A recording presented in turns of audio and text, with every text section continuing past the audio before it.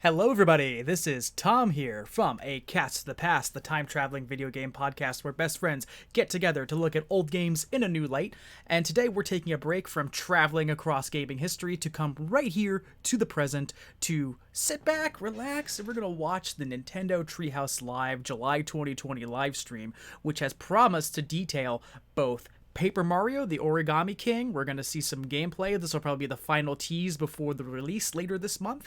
And then the debut of a brand new game from Wayforward, the developers of Shantae, based around a third property intellectual thing. So we're going to see what that is. I am pretty intrigued to see what they're going to develop after being so Shantae focused their whole life. As far as Paper Mario goes, I am hoping to see something just truly positive come out of this.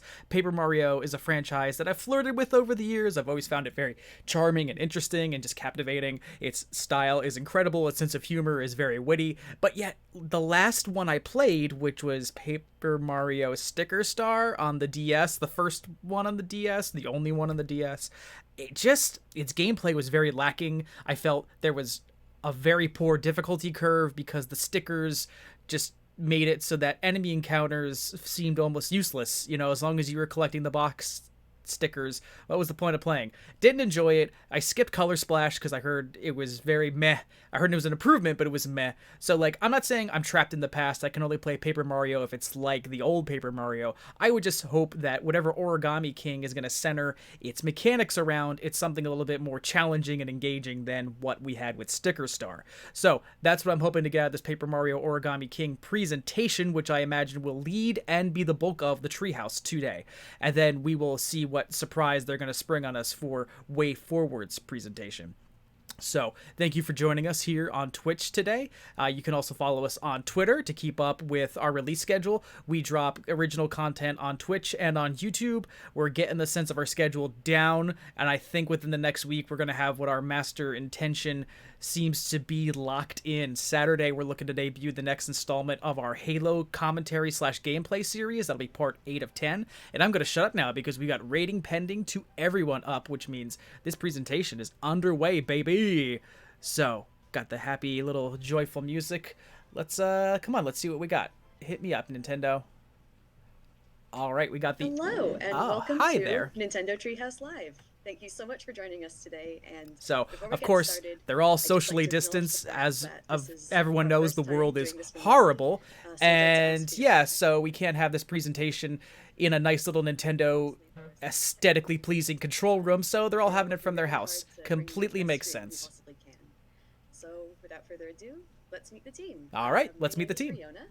And what I'm up, joined Rihanna? Today by Ethan, who will be playing the game for us, and Sam, who is going to be offering some keen insights for Ethan and Sam. Ethan's taking care of the gameplay. He's going to steer that, and Sam's going to be given the play-by-play analysis. I'm into that. About an exciting new game developed by one of our partners. But all right, there's the Wayforward tease. We have a short video prepared that all right. sets up the story for Paper Mario. Paper Mario story intro coming up next. Looking forward to that. Writing some commentary, so please take a look. Let's kick it off. Oh my gosh, they're actually in a Mario Kart cart. Right. Let's get started. And we're in a We Paper are Kingdom. Mario and Yeah. Luigi, enter Toad Town. They've been Oh, Toad Town, of course. Toad, the greatest character, needs his own town. Join in And what kind of dessert have they been invited to eat for Princess Peach? There's the iconic castle. Some of the design aspects of that change over the years, but that stained glass window kind of remains as a universal. And this is where you can kind of play. So, this is where we saw in the original reveal trailer of this game. We have the spooky Origami Peach coming out of the dark throne room back there or something. Seems to be in a slightly folded fashion. Something seems to be off about her as well. Yeah, something folded. What would you call that? Maybe origami or a gurmy? I don't know. Wrong answer, right answer, it matters not. Your replies are all paper thin. You see, that's the kind of really good witty writing that I admire this franchise for. I'm glad that they're leaning into that with the origami versus paper aspect. And it looks like Mario is a prisoner alongside several other Mushroom Kingdom paper residents, but he's able to turn his arms into basically paper slinkies and break the walls down. Found a little paper friend. And so now My name's Olivia. Oh, origami, Olivia. I guess, alright, makes sense. It's kind of thematically appropriate. Oh! And, as they do so, they're also It looks like... That looks like Bowser. We're gonna free Bowser. You might recognize Bowser here. Is Bowser just stuck in this folded up form? Oh, that's hilarious. Oh, I thought I would just unfold or something. Yes, very anticlimactic reveal with that dramatic music. So Bowser's stuck in a folded up state. That's pretty humorous. It puts him in a embarrassingly compromised position. And we got a yellow evil shy guy, it seems. Oh, it seemed, but actually this seems to be the titular Origami King, I would imagine. Brother! Oh no, they're related. It's almost like Tattle and Tail in Majora's Mask, where we've got siblings on opposite sides of the narrative. One with the protagonist and one with the antagonist. unveiling his plan. Oh man, we've got these big bands of ribbon Turning everything into engulfing the Paper Kingdom. The Paper Craft Kingdom, I suppose. Well, it's kind of curious, like, if the kingdom is made of paper, but it's folded into shapes, assuming it's made of paper, isn't that origami itself? I mean, I guess I'm wrong. Maybe I'm completely uneducated on papercraft. Mario and Bowser are Oh no, Peach's castle and Peach have been taken prisoner. All right. planning So we're breaking new ground here, it seems, because this time they're origami. away. All right, so Mario lands in an area called Picnic Road, Mario, but and we're going to see where his adventures take him. So I imagine this is maybe the linear little tutorial level, and he's picking up scraps of shredded paper as he walks. So, as you saw, King Ollie abducted Princess Peach's Oh, his name is castle, King but Ollie. that's The not all Origami he's done. King He's is known as also King Ollie. Folded up Bowser's minions from paper into origami, so you can see a little origami. Wow, this place is really beautiful. Nothing like bright blooming flowers and abundant sunshine. In fact, it's so nice I think we should stop and have a picnic. Girl, don't you have any sense of priorities? No, what am I thinking? Sorry, Mario, it's so nice here. I almost forgot about the streamers and all of our other problems. Yeah, you got mad prioritizations defects, girl. So there's a big hole in the ground there. And, oh, look at that. So basically, you're kind of paper macheing over these holes in the landscape. Oh, and you're healing the landscape for coins. That's pretty cute. So you're destroying flowers and other pieces of the environment to collect this confetti paper debris, and then you're covering up the holes to heal this broken land, this broken paper land that's been ruined by filthy origami. So yeah, pretty interesting, pretty fun. All right. So the paper streamers in each level are kind of like the waymark to where you need to be. Oh, there's Toad! There's my boy! Oh, if freeing toads is something you need to do in this game, that's going to be my first priority anytime I come in. And it looks like you're about to be swarmed by a Goomba. So, this looks like it'll be our first taste of combat. What do we got?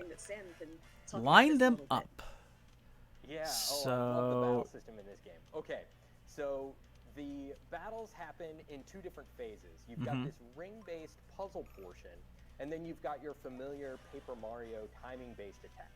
And the way Ethan solved that puzzle is by moving all of the enemies into a position where he could attack all of them at once using this jump attack here. Where he is getting So puzzle-based phased gameplay. I don't really understand what the puzzle was of rotating the rings. It seemed like this timing mechanic where you had to wait and then slap them all together if you click on the right ring. Maybe it was because the second in the line Goomba was on this, he was rotated about 2 paces clockwise. You just had to hit his ring to get him to go backwards. So I'm curious for them to explain those mechanics a little bit deeper. We'll just have to find out. But here we go, we're collecting more confetti, collecting confections. Ah, Mario, I don't know where one of these would go. Have you come here seeking shelvation like us? Oh, we got some evangelist Koopas. Situation! Oh, here's a distressed-looking Koopa. And you'll see that refill and change colors, go back to green as you get I have to reply to some pro-Wario sentiments in the chat. Wario's not in this game, but as far as I'm concerned, he should never be in the game. Wario is not my boy. I will not stand for that man. Alright, we're getting another round of combat. Hopefully this kind of explains it just in a little bit more detail. So we've got 1, 2, 3. We got 8 enemies on screen. How do you line all them up? There's got. You tell us what Ethan's gonna do here. Yeah, so this one's a little bit different. So as you saw in the first battle, he lined all of the Goombas up in a straight line, and that's the way you get the enemies into an arrangement for your jump attack. But for a hammer attack, you want to arrange them in this kind of 2x2 formation, like the Shy Guys are right here.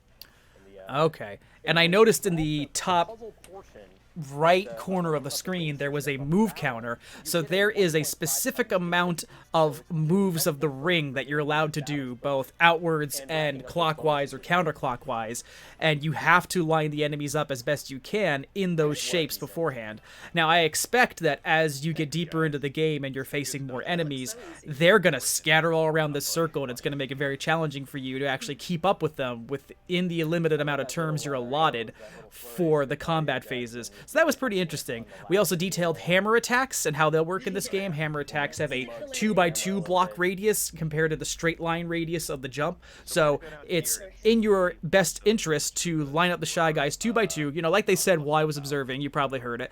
But that sounds like a good way to vary up the combat options and keep things moving, you know, keep you on your toes throughout all of this. So much better it seems right now than Sticker Star, because the combat is much more active, much more encouraging you to be an active participant phase by phase, and it seems like something that could get pretty crazy puzzle-wise as the game goes on.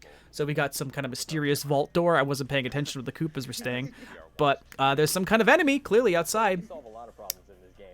We've got a so we've got to line up 2 lines. Oh man, we got 4 kind of quadrants of Shy Guys. We got to line them up.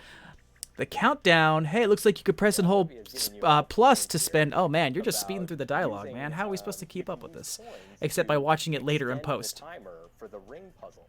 And I think you might need to heed her advice. Oh, it's a timer and a move limit. That's really cool. So you've got to spend coins to get yourself more time, but overall you've got to be really managing yourself. And look, they're so scattered out that you can't necessarily perfectly align it every single. Oh, you can push and pull the rings. This is great. This is so well thought out. Spending more. Which is you can choose one of the diameter lines of the ring. Oh, look at all them helpful toads getting in there and helping Mario out. See, everyone likes to poop on Toad, but who helps you out more than that great little guy? The best character in Mario. To cheer for you, and they'll have various different positive effects. Okay. So that was a combination of timing, puzzling, pulling the board back and forth, spinning the board, and then I guess using that ability to call on toads for help. There's a couple toads in the stand, as you can see. That's a pretty charming effect. Huh. 1, 2, 3, 4. More toads, obviously. They say so the toads are going to populate the stands until you have a sellout WrestleMania 32 crowd, I imagine, where none of the numbers are inflated. The Koopas are really appreciative of you helping them out. Are you going to watch it? I don't want to spoil anything. You should really see the exhibit first and the other tour. All right. Evan over here is just speeding through the dialogue. It's like almost like he's been in front of the game for months at a time, and we're not allowed to actually keep up. What's going on. We're gonna have to collect the rest of these shell stones. Shell stones.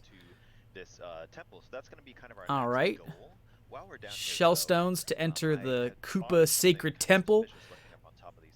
Oh, what's there? He said something sus, something suspicious. And we're gonna reveal one of these magic circles that we saw earlier. Magic circles, like the kind that turned his arms into slinkies. And there you go again. Oh, is he about to? Is he about to break the walls down? Oh, kind of, sort of. Free to Toad, anyway. Yay! Free to Toad. Let's rally behind Mario whenever he gets into a fight. 1, 2, 3, 4, 5, 6, 7, 8, 9, 10, 11, 12. Probably about 12 Toads there. I pride myself on being very good at the counting mini games in Mario Party, you know, counting a large amount of characters really fast. So I'm going to put money down that was 12 Toads. What's that colorful block? Is that a save square? I imagine that's a save square. Is that a Captain Toad? No, it's a Merchant Toad, it looks like. Back to Toad Town and open an accessory shop. Ah. Buy from him. He's a little entrepreneur who's about to go open his own accessory shop. It's good to know that in this struggling economy, toads can still charge forward and start their own little independent businesses. Some coins under the umbrella. So it's nice to see some spots in this gameplay session where you can remember the first time you play. Remember, oh, there's coins there. Oh, there's confetti there. I think moments like this are good for, you know, younger players who are just kind of getting into game mastery or gameplay, you know. And you just you need those tips and tricks to guide you through. There's no shame in it. We've all opened a strategy guide every once in a while. We've all gone on a game fact. So remembering tips and tricks that they give you in this video, I'm sure it's going to make the initial gameplay experience really enjoyable. So we have those streamers that are kind of the poisonous kind of effect in an area. If you've ever played a video game where like the progress you make cleans up the area you've been in, well, it looks like these streamers are what needs to be cleaned up in Picnic Road. And Mario's picking up some more confetti. We're gonna have to come back and take care of that later. Okay, so the streamers, as Sam is pointing out, will have to be addressed later. But these patches in the road can be filled in with confetti. So that's going to be I imagine Josh, who is quite the completionist, will be obsessed with doing things like that. And look, you get rewarded for coins, which we have seen in combat will be quite handy in granting you extra moves and getting you extra time on the move counter.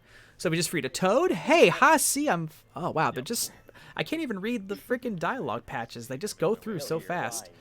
But anyway, we've got a Goomba. He was trying to catch up to us.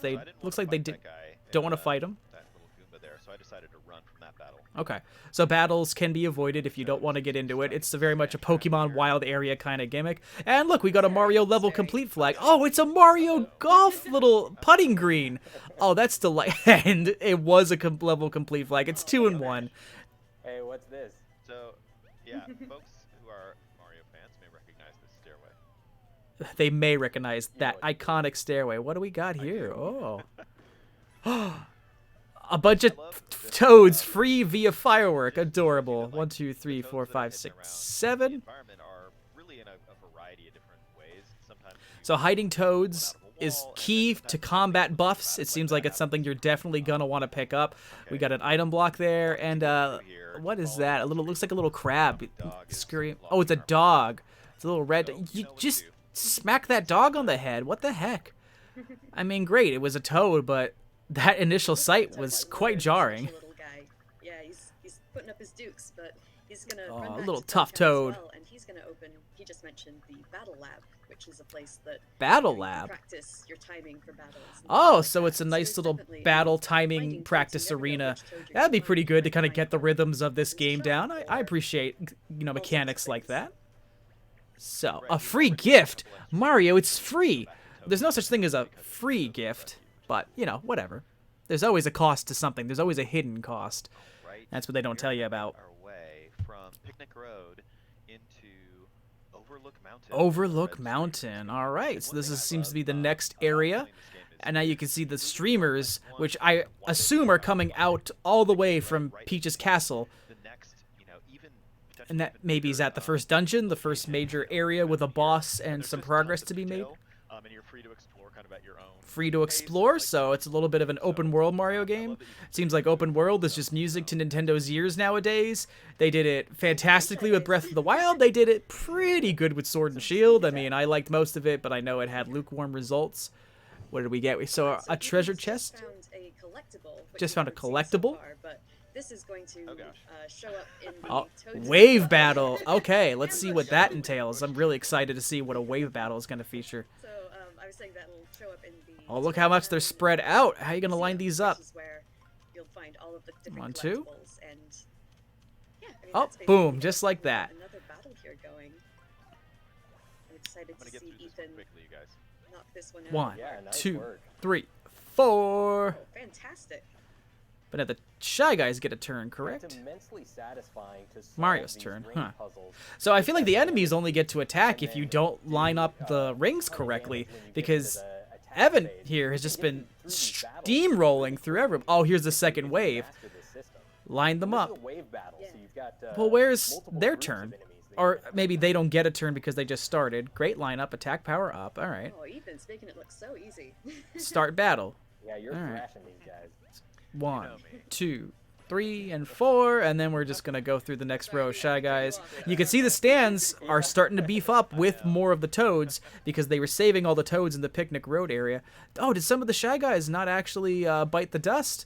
Oh, so he's got a whole line of Shy Guys who didn't get attacked. Tower attack.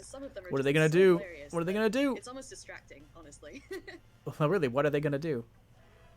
So there was no attack per se. Mario's HP is still full, but they have been scattered around, so it forced you to realign them, which, I mean, this is still early in the game, so it wasn't too much of a challenge, but I could see how maybe in boss wave battles or more advanced wave battles, this is going to be a particular challenge. Enemies using their turn not to attack you, but to just scatter and then waste more of your time. Because I imagine, you know, coins are going to start being something you're going to have to keep an eye on. And time, coins and time. What's that? Rack up those bonuses like you saw Ethan get. He got a ton of coins at the end of that last battle. Okay. Coins are so useful in this game. So coins are not something to, you know, put your nose up at. You're going to have to be stockpiling coins, healing parts of the levels in order to get coin bonuses, exploring for them, because coins are going to get you time on the board and they're going to get you special attacks. Maybe, Sam, can you talk a little bit about the weapon that Ethan has chosen to use? So Ethan's using a weapon? Yeah, so he's battling some Spinies right now, which it probably wouldn't be a good idea for Mario to jump on so an those enemy with turn. his It's one of those regular clockwork attack. So, bombs that he Bowser's put first the- used in the Super Mario World. iron boots there, which And allowed just him to ran jump on away. those So Spinies. Mario actually had You'll iron always boots equipped during that fight. That's what Evan and Sam are talking about right now. And that's how he was able to jump on the shinies. Now, I don't remember if they said that the iron boots were like a default item or something that he found as he was walking through the levels here. But equipment seems like it's going to go a long way in its own right. And finally, we've got some damage on the board. As you saw, that little clockwork Koopa bomb did 6 damage to Mario. I'm curious what heals Mario in this game. Step right up, calling all saving seekers, coupon clippers, and wow, you, sir, with the mustache. Fancy a fair deal?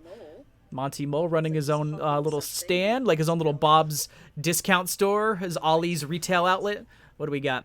I'll get right down to it. What I'm offering today is a once-in-a-lifetime deal. A real bargain in the rough. What is it? Feast your eyes on this miracle orb. It dices, it slices, it purees, and it's one of a kind. That's a shell stone. I need it. Oh, so Monty's got the first of the 3 shell stones that we still have to collect. Now just calm down, folks. What we got? And then get excited all over again, because if you don't buy it now, you'll never get it. Let's start the bidding at 10,000 coins. I hope this is an actual coin auction. That's way too much. You almost have enough. So it seems like you're going to have to make the difficult choice of sacrificing all the coins you've just collected. Any takers, huh? I see, I see. But we can't let this splendiferous situation go to waste. Serendipitous. I'm getting all into Willy Wonka territory. I've got an item and you've got coins, so let's see. Now then, this hurts me deeply, but I'm going to offer you the discount of a lifetime.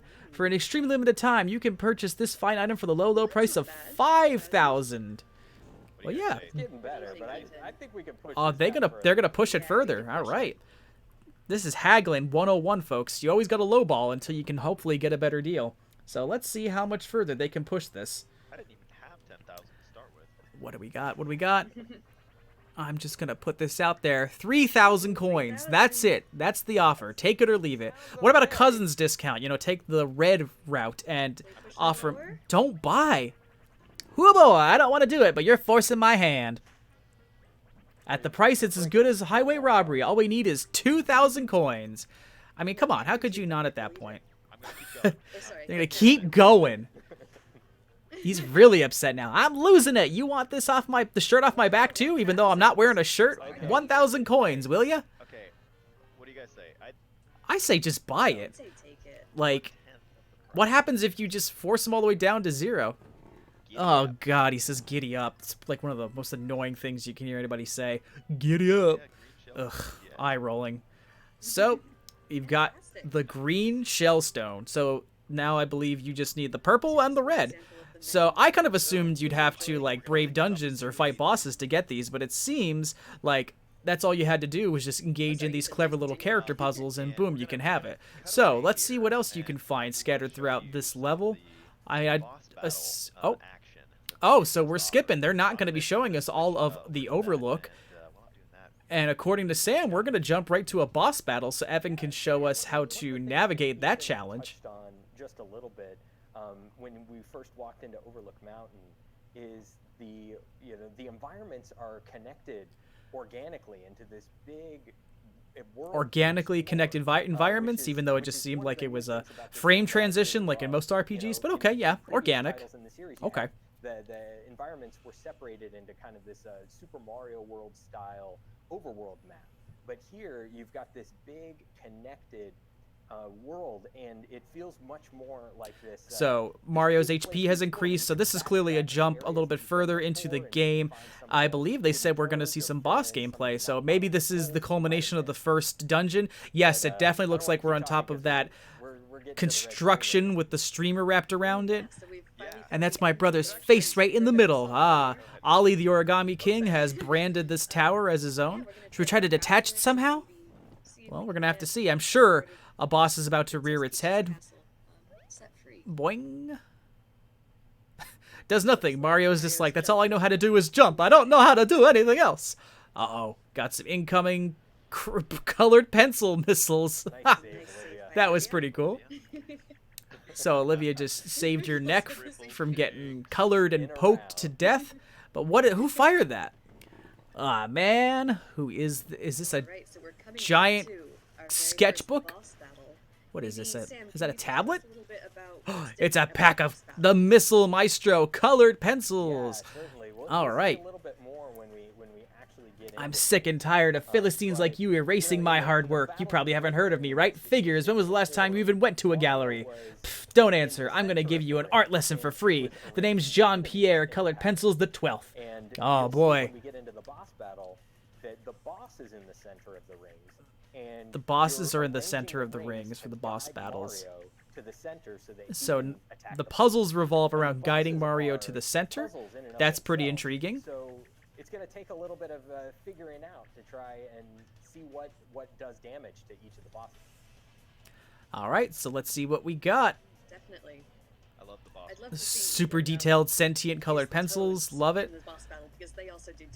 And we got toads in the stands for this as well, which is good. So we'll be able to call on them for assistance. I wonder how many coins. 1973.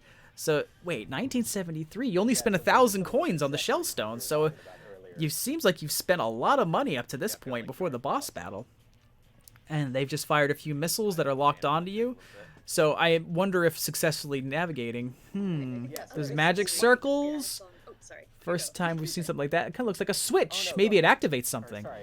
Wow, so you really got to navigate these circles and take advantage of everything they give you. You have to hit on switches to, I assume, turn on mechanics or puzzles. We've got the magic circles that allow you to have the slinky arms.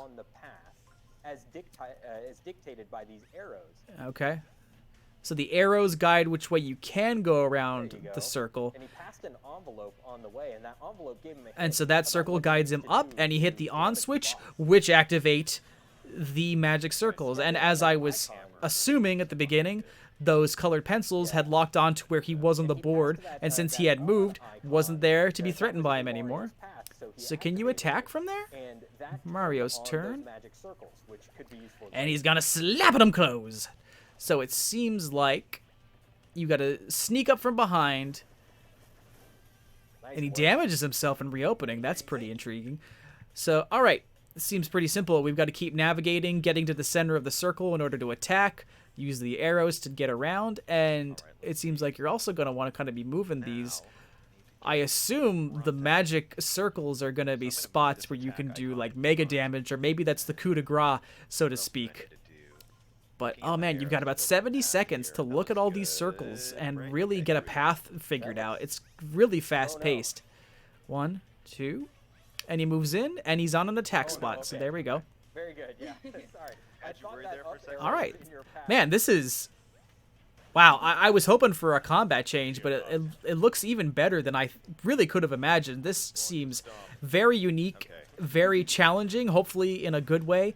You know, where the more you get it down, the better you feel. Not like challenging in a gatekeepery way where you just can't participate. So, all right, he's reloaded his colored pencils. He's reloaded the board. Use the arrows.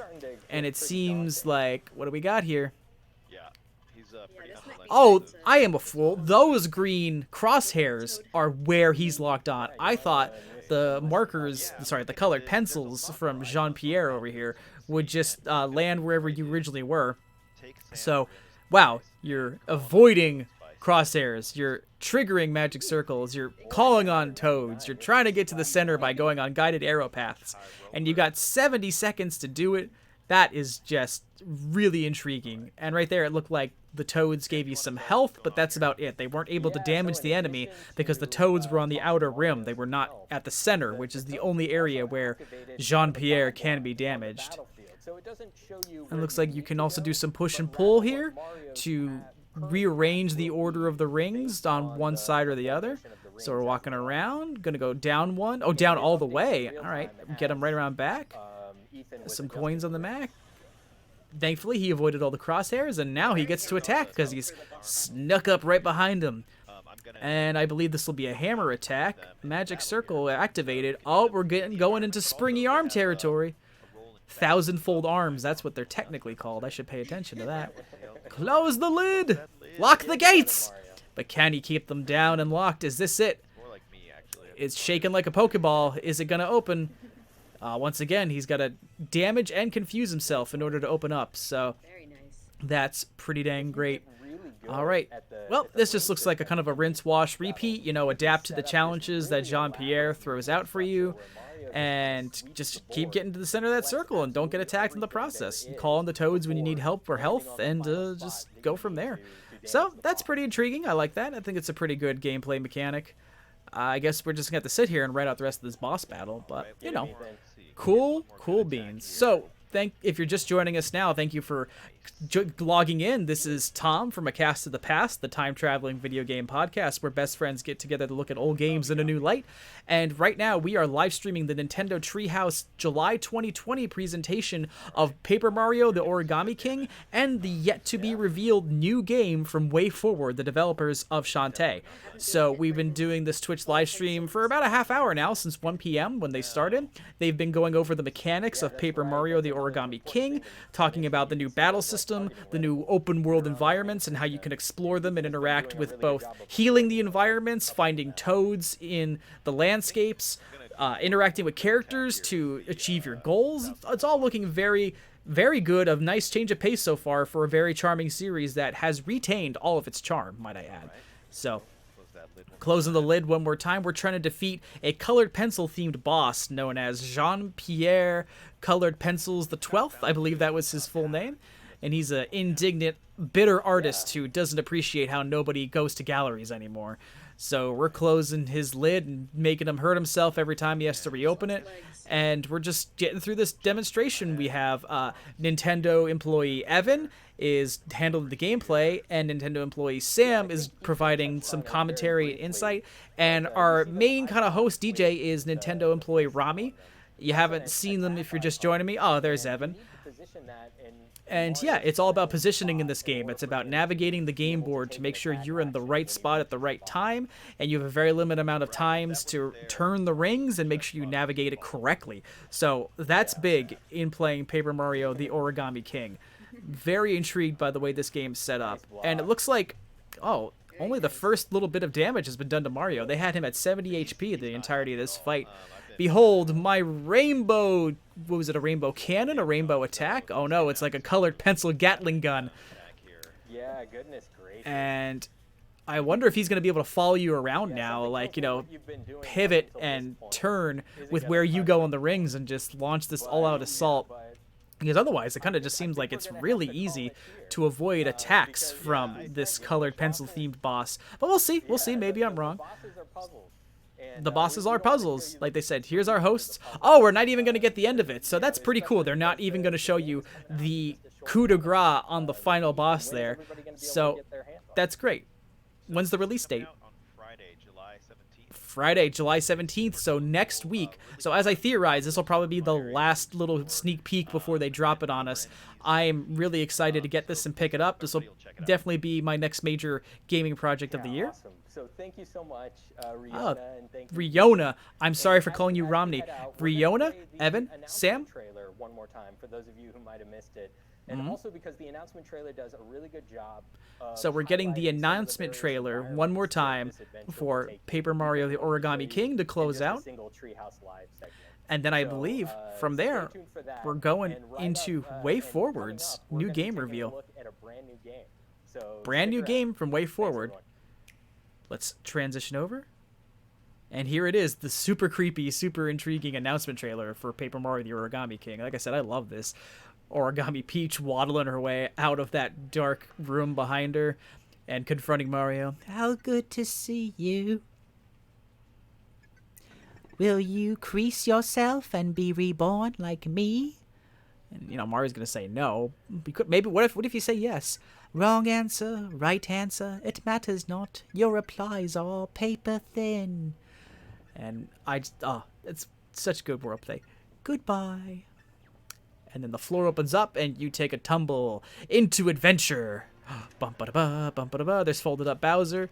There's Ollie. We now know this character's name is Ollie, and he's the master of an origami plot that is unfolding. Oh, it's so charming, so great. There's the evil streamers, which are dominating the land. So I believe there's 6 of them. 1, 2, 3, green, yellow, and and orange. So it looks like we'll have an even 6 worlds to explore.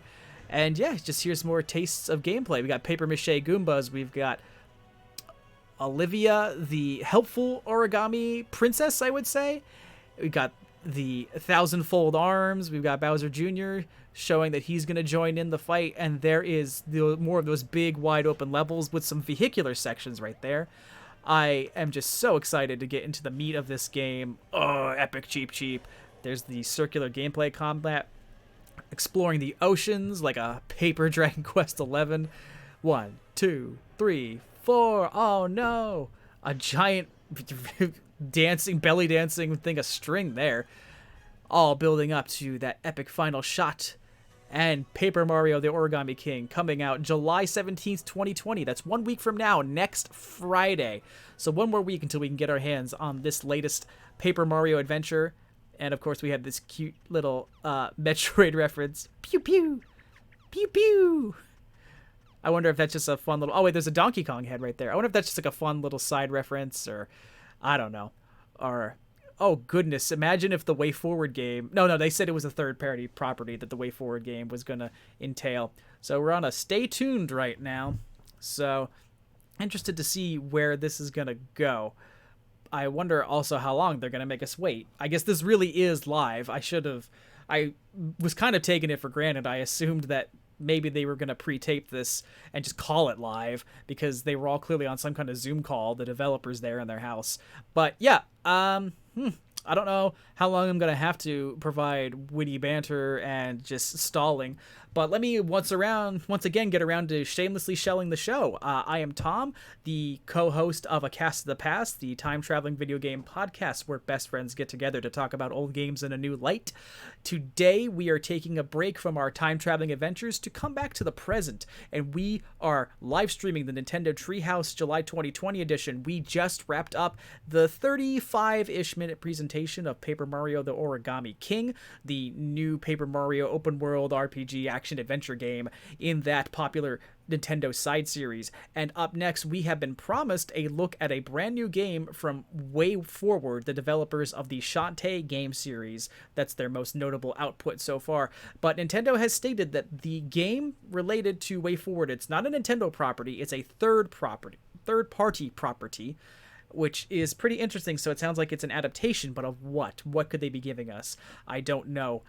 If you are a fan of the show from any of our other means of giving you awesome gaming content, thanks for joining us. If this is your first time checking us out, we are all over the place. First, check us out on any of the major podcasting platforms. A Cast of the Past is on iTunes, Spotify, Stitcher, Deezer, Castbox, iHeartRadio, Audio Boom, our home sweet home. All of these outlets and more. You can catch up on all of our catalog of episodes in which Josh and I explore games from the past. Our cutoff is just to make sure that a game is at least 3 years old from the time an episode is released. So right now, the limit, if we ever were to explore it, would be a game released up through the summer of 2017, hypothetically. We like exploring a lot of older things, you know, a lot of games, not necessarily always AAA titles. Sometimes we explore these random little hidden gems and give them a second lease on life by saying, like, hey, were these forgotten for unfair reasons? Did they just disappear when they should have had a longer shelf life? Or we sometimes will approach a game that has a really bad reputation and we talk in depth about why. You know, were the mechanics bad? Was the experience unpleasant? We're not just a, you know, drive-by gaming podcast where we offer just headline grabbing statements and hot takes that we don't back up. We go deep into gaming history. We talk about games, good, bad, and ugly, and we have fun doing it. It's just a good show. It's the best show in my opinion. I mean, you know, not like I'm just trying to be a soulless shill here for my own show, but you should definitely check it out. On the YouTube side of things, we are releasing video versions of the podcast. We also have 2 concurrent Let's Play series going at the moment. Josh and I played and provided commentary for Halo Combat Evolved. It was the first time that I myself had gotten to play Halo Combat Evolved, and it was a pretty good game. Pretty good game. And I had fun with it. And Josh is also diving, he's about 3 chapters into what we're calling the Our Favorite Game series, where the 2 of us are going to play games on the channel that mean a lot to us. Everyone, welcome back so, to Nintendo Treehouse Live. Before we Evan's dive in, back. I'd like to play a short video. This is Watching a video. First reveal from Way Forward. And right after, we'll see live gameplay and dig into some of the deep battle mechanics the game has to offer. So Deep please, take battle mechanics for this new Wayforward game. All right, what do we got? The ultimate Bakugan brawl. Oh, well, will you look at that. Bakugan. That is... showing my age here. By the time Bakugan kind of got big, I was a bit out of this. But this is pretty interesting to see that Wayforward is developing this. Become the ultimate Bakugan champion. What is it? Champions VESTORIA?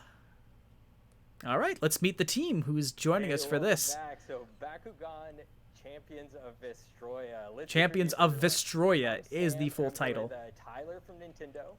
And got Tyler? Special guests, we've got Steve. Hey Tyler. We've got Steve Robert from Spin Master. Okay. Hey Steve, thank you for joining us. Hello, brawlers. And we've got Kenny Ilko from Wayforward, one of my absolute favorite developers. And we'll want to shout out a special thanks to publisher Warner Brothers Interactive Entertainment. So Kenny and Steve, thank you. So welcome. Kenny And, from Wayforward, Steve from Spitters Entertainment, I believe is what he said. That I imagine would be the Bakugan publisher. And Tyler from Nintendo.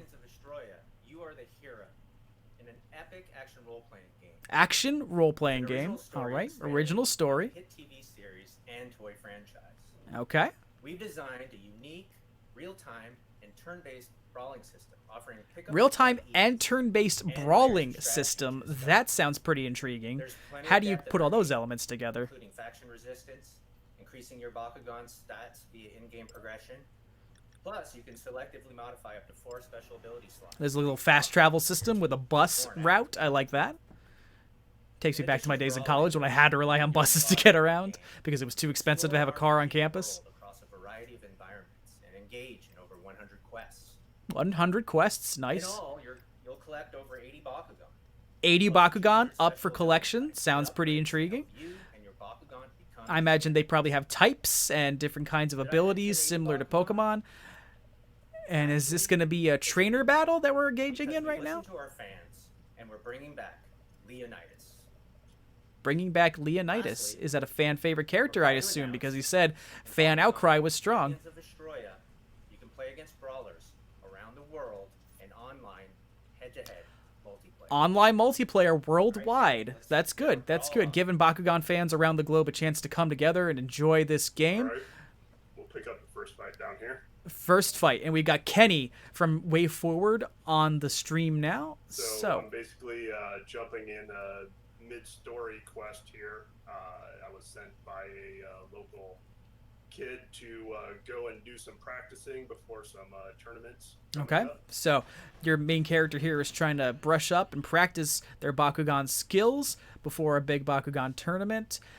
Now, I'm going to be getting a deep dose of how this game actually works, because I am very uninformed on Bakugan. So, oh wow, we got these gigantic monstrous creatures, and it looks like they just start jumping into combat right away. So, you're throwing...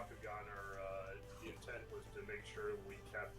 Interesting. So it looks like you've got to collect these elements on the battlefield and toss them to your creature in order to give them a little bit of a combat edge, or maybe it's what it gives them the ability to move.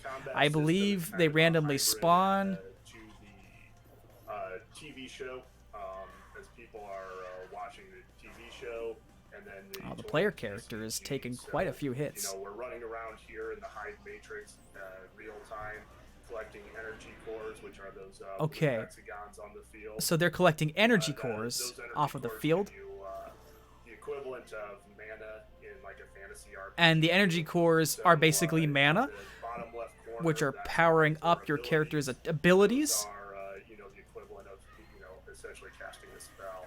So right now I'm getting beat down a little bit as I'm talking, but I will change the course. Oh, here wow, very the tide's turning right there. The player One thing character's you dragon-like also beast seems to be making a comebaat against this Pegasus-unicorn combination thingamabob.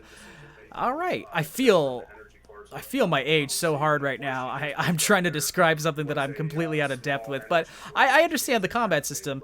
You know, the fight's happening, and your opponent is competing against you for these energy cores, so you've got to be on your toes. You've got to be mapping out your monster's next attack while also making sure that they have the energy necessary to conduct it. And I think we're about to lose here. I think the player character... Oh my gosh, I think... Why didn't you pick that up? I really didn't understand that, why he didn't pick up that energy core. He was right in front of it. Kind of interesting is like resource management, where you're having Oh, to wow, by the skin of his collect teeth, energy managed to cores, but defeat also Pega plan Unicorn thing. attacks or abilities you're going to use. Are you going to be quick to attack, or are you going to save more energy? And Intriguing. strategy I like there that. as And I'm curious to learn if and previous look, if you wanna Bakugan games evolve. have been like that. I imagine that's what the mechanics of maybe the show or the physical real-world game itself are. 12 health left.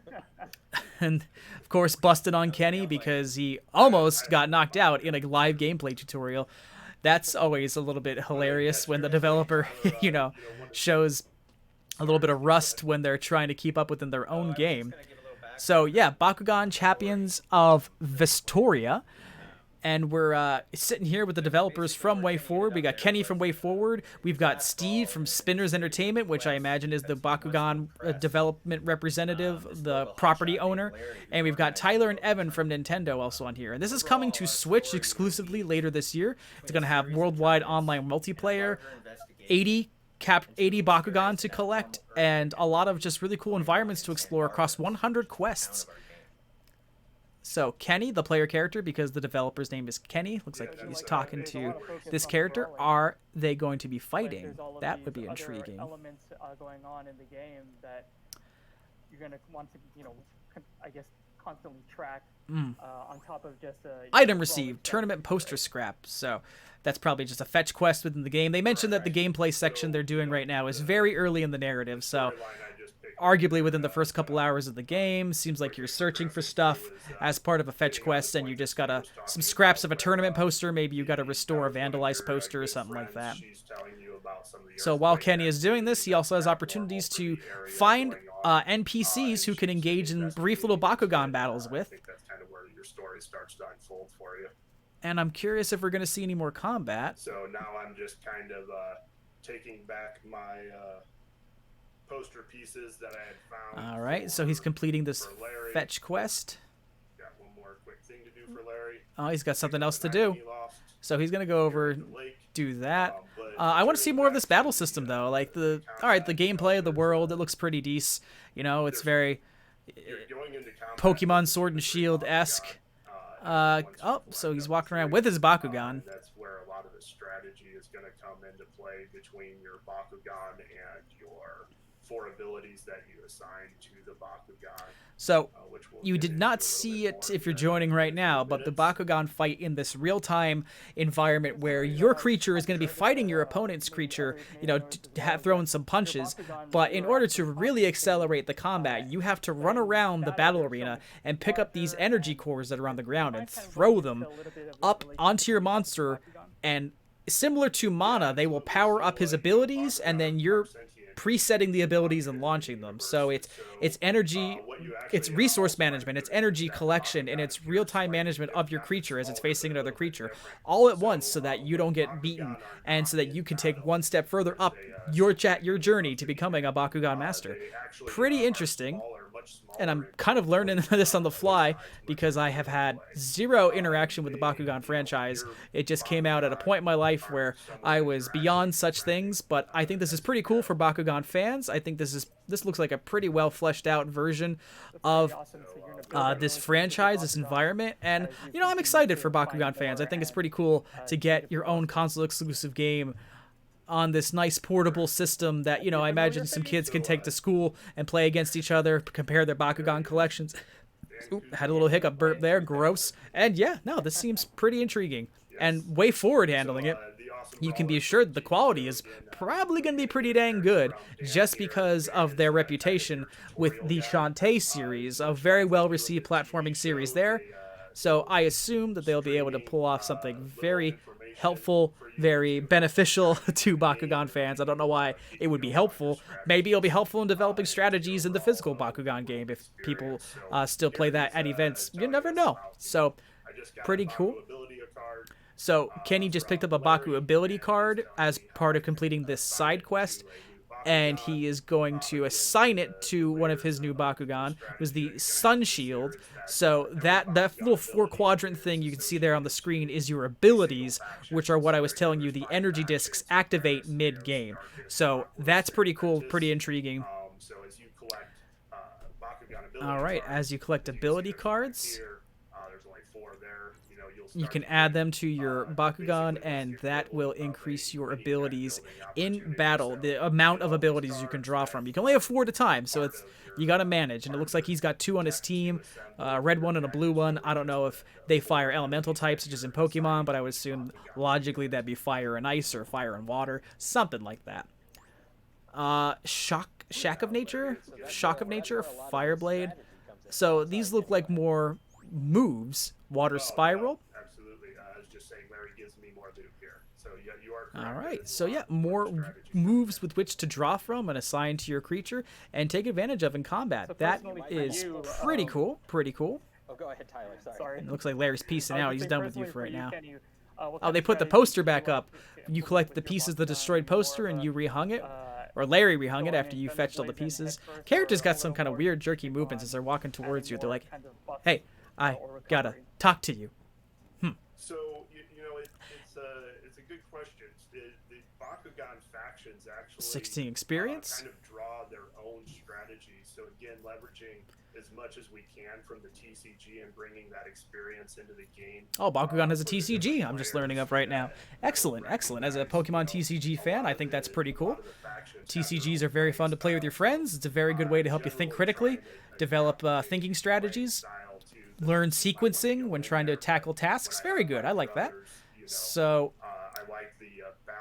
there are factions, according to Kenny, within this game, and that is like an element of the gameplay strategy here. Whatever faction you or your opponents belong to will have some leverage on the gameplay experience. Hey, Kenny, what does she have for you there? She's telling us about something she saw. Saw in a fountain near the library. I wonder what item is in there. Sparkle. Check that out. One of the developers has a car alarm going off outside their house. That's embarrassing. So, All right. Oh, nice. And they're just trying to ignore it, it seems. This be your third Bakugan? So you just collected another Bakugan. He said that's his third of 80 possible ones to collect in the game. I know that the direct comparison is to Pokemon, but I'm also getting some Mega Man Battle Network vibes off of this, just with the isometric kind of top-down presentation of exploring the levels. Really takes me back to Mega Man Battle Network 2 on the Game Boy Advance. That was a pretty fun game. I enjoyed that a lot. Fell off that series, unfortunately, but I think that was an intriguing little like side series, a new way to explore Mega Man and those concepts and characters. Pretty heckin' cool. So we're talking to some more characters here. Is this going to be a quest or a battle? Oh, we got a battle going. Kenny, real quick. Sorry, can you back? Oh, good. I wanted you to back out of that fight so you could strategize really quick before going in. So they need to strategize before going into their fights. Interesting. Absolutely. We're going to learn about the strategy system right now. Yeah, so you could see as he was engaging in conversation, they were about to start a brawl, but you got a sneak peek at your opponent's lineup. And that gave you an opportunity so before you even begin a brawl, you can as see he your was saying, opponent's drop entire out, lineup. And then you can back out of the fight and strategize yourself what your opponent's to gonna be bringing set to the for brawl. that matchup. That is pretty intriguing. The other comparison game I could make to this is Pokemon. Like you go into battles with NPC trainers and you don't know anything. You gotta adapt on the fly. So the fact that you can set your lineup right now and just be completely, or not completely ready to go, but a step ahead, that seems pretty interesting and a unique way to handle this. We'll see shortly. All right, so he has strategized. He's arranged his team. So I believe now, what do you want? I think that Are you the has a kid lot that of stole the depth to tournament battle poster and in ripped it up? game, But if I'm not mistaken, you'll be taking that online. So what if I as well, did? I'm gonna win that tournament. Let's brawl. Correct. That's absolutely right. Man, yeah, he's giving his whole game whatever away. team, Jeez. And abilities you've built up throughout story mode is exactly what you're able to take into an online brawl. So the abilities and there's everything the that you two collect in Marcus story mode are what you're going to be able to use when playing with other that he's Bakugan bringing fans into the brawl, online, worldwide. Sounds pretty cool. And Throw 'em up. Let's do this. now we're going to see another piece of gameplay of the battling brawling system, so to say. So we've got this winged griffin-like beast that our dragon is about to fight. Oh wait, no, it's just another unicorn Pegasus. Do they all have the same one? Every Bakugan has resistances to factions, so Every Bakugan has faction resistance, so it's not element weakness and strength, it's faction weakness and strength. Interesting, interesting. Oh, now your enemy powered up their monster before you could power yours up, so you took a hit right there, 188 to 288 in terms of the HP showdown. So Kenny, the developer here, he's going to move a lot faster. He has got to get those energy cores, and again, he fell up short. So, oh, you could swap out your creatures just that quickly, huh? Now, Kenny is keeping in this red dragon beast thing. I don't know the name, I apologize, but he's throwing energy cores left and right, trying to power him up. Landed another attack for about 39 damage. Looks pretty good. But is he gonna be able to get it again? Your opponent is also running around the battlefield trying to get the energy cores before you do. So 1, 2, 3. I think he beat you to it, did he? I don't know what he did there. Maybe he's prepping himself for a block or something. He looks very stationary. Nope, he's taking another swing. All right. Another blast taking him down to 92, so he's below the 100 threshold. Can this momentum from Kenny over at Wayforward keep up? We will have to find out. And what's this? Back to the Pegasus thing. And they come out of their balls, their Pokeballs, I don't know, their Bakugan balls. Oh, landed a big hit. Kenny's now covering his HP via his video screen, so I can't even see what he's got left. But this is pretty intriguing. We've got our enemy taking pretty big chunks out of us. We had the griffin-like beast down under the 100 threshold, and now it looks like Kenny's swapping his monsters out. He's got some kind of blue shield-armed mecha thing there, a Gundam Bakugan or something. Took a pretty big hit, so 167 to 194. I feel like this robot Bakugan probably had low HP to begin with. And you just got to get moving faster. You got to charge up your creature before he does. 1, 2, one more core should do it. Yep, his attacks look like they're active, so you just got to activate it faster. You are competing with the other character. Hurry up. Oh, sorry, go ahead. Yeah. No, I'm just commenting on the battle. Well, let's hurry up and look, you're right in front of those cores. Why do you have to stand in front of them in a certain way to pick them up? It seems really clunky. It seems like you're not doing it fast enough. 1, 2, yeah, 2 in a row. That's good. So it looks like this Bakugan takes a lot of energy to power up his attacks because Kenny has been feeding it energy cores nonstop, and none of those, little hexagons on the side are full up. And now we've switched out to, looks like the same version of the previous Bakugan, but now it's white. So I imagine its faction is different. So the previous one was a dark blue, and now it's white. So I'm just going to go out on a limb and say, oh, those must be the factions. And I imagine he switched them out just because his HP was probably taking a pretty big, just completely dropping the ball with HP management and not getting to these energy cores fast enough. Now the Pegasus has attacked the Gundam and just trying to scoop up these energy cores and get them in. Yeah, that's right. Deny your opponent. Run faster. What do we got here? Some kind of triple attack. Oh, man. Took him right down to 0. Oh, one hit.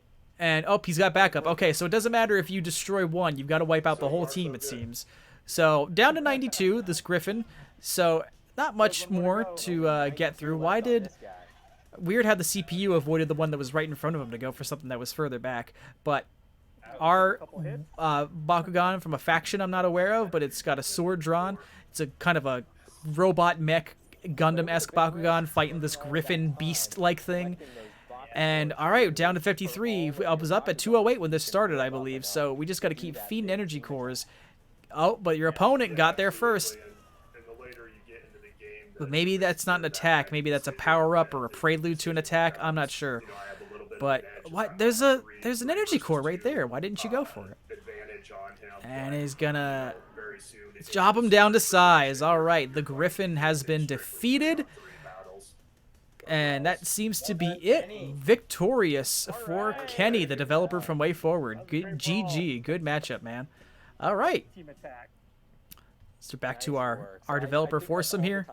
We have today for Bakugan Champions of Vestroia. Thank you so much, Kenny and Steve, for joining us and showing us your game.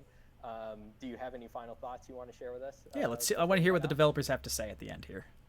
Yeah, I just want to say we're really, really excited to be able to share the game today, and we hope our fans and beyond love playing it. Yeah, and thank you for the opportunity to be on Treehouse. And you know, we've loved working with Spin Master on the IP, so it's a great opportunity. We love working with Wayforward. Thank you guys. Thank you. It's pretty funny. We've got all the awkwardness of a Zoom work call with people not knowing when to talk or talking over each other. I hope everyone enjoyed what you saw today. Thanks for tuning in. Stay safe. Bye, everyone.